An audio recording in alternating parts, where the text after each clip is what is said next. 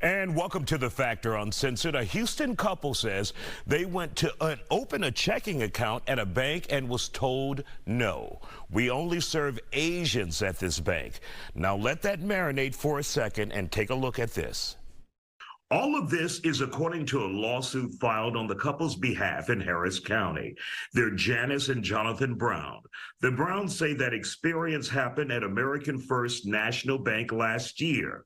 Instead of being welcomed as new clients, the husband and wife said they were turned away from the Asian-owned bank, alleging employees told them they do not serve Black people. According to the lawsuit filed with the courts, the story took another turn after bank chairman Henry Wu learned about how the couple was treated. That turn allegedly involved an expensive dinner, an expensive trip to Las Vegas, and a $100,000 loan that was later pulled, according to the lawsuit. We've reached out to Bank Chairman Wu and American First National Bank. They called us back, but would only say they wanted a meeting in person, but would not commit to a statement or interview about the lawsuit. The couple joins us now with their attorney, Jared Woodfield.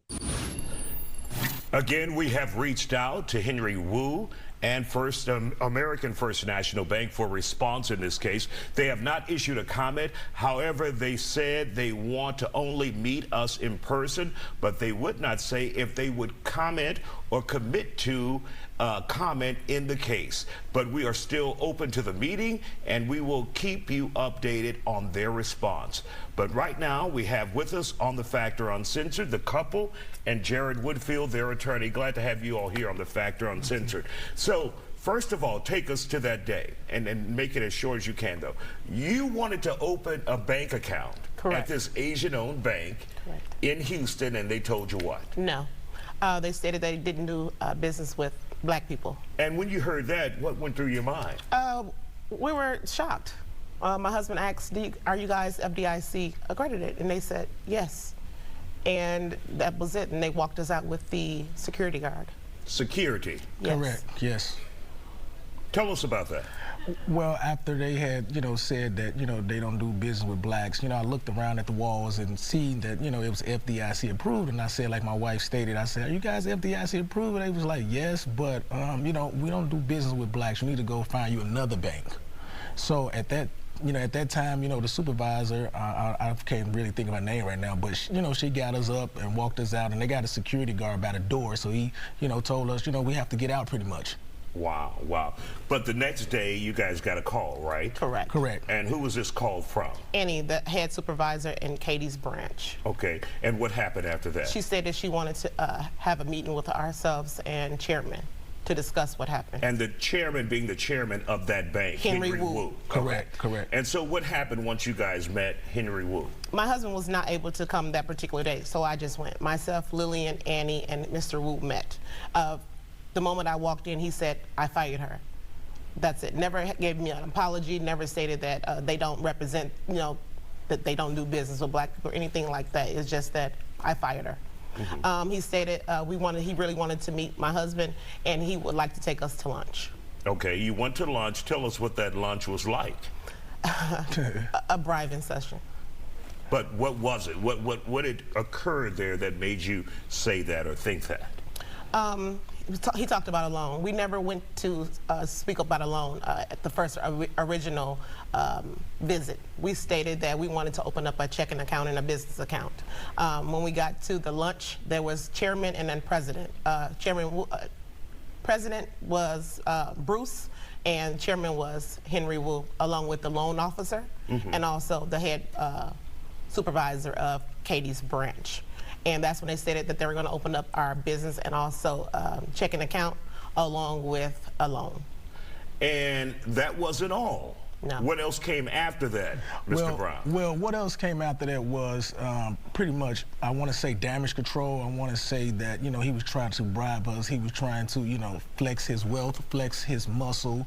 And how did he do that, though? As far as, like, slinging his money around and, saying, hey, you guys, I want to take you guys to Las Vegas. Take you to Las Vegas? Yes, correct. And so did that happen? Yes. So we went to Las Vegas with them, and he said... On his dime? On his dime. and he said that, you know, anything that he wins at the gambling table, me and him gonna split half. So I was like, wow.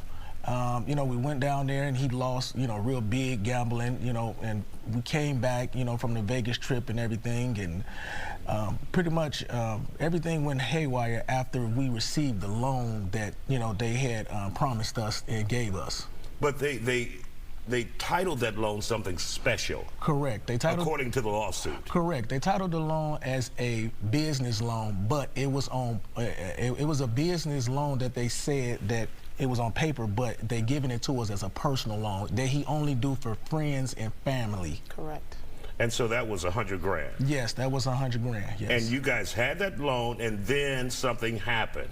Right. So what had happened was that, you know, me and my wife, my son, you know, he had, you know, had his carry and conceal, and he was old enough to purchase a handgun. We went to the gun show, and, you know, brought him a firearm, you know, for his birthday and stuff like that. And right after that, they took the loan back. They made our account negative, and didn't give us really an explanation of why they took it back. But from what we had knowledge of, that it was a personal loan, not a business loan.